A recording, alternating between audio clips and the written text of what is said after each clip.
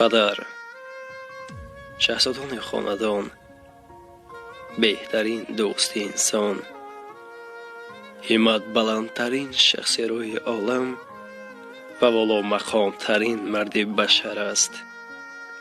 падар ин боигарист, падар ин хушбахтист. зиндагонӣ ба мисли дарахтест, ки бо дар канори падар будан месабзад. аз лафзи ширину навои форомашон медурахшад. бо насиҳатҳою маслиҳатҳояшон ба бор меояду зи муҳаббату дастгирияшон ҳосили хуб ба даст медиҳад. وای بر حال تو و خاکت بسر که پدر را جای کردی پشت در.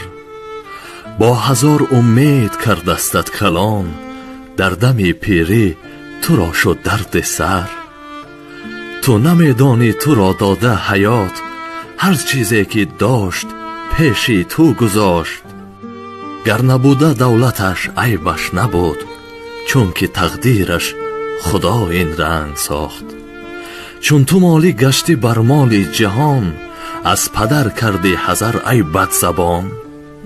هرچی در حق پدر از تو گذشت، 100 کرات بینی ز فرزندت بدان. آه فرزند، آه فرزند، دشمن جانی و از جان دوست‌تر دارم تو را.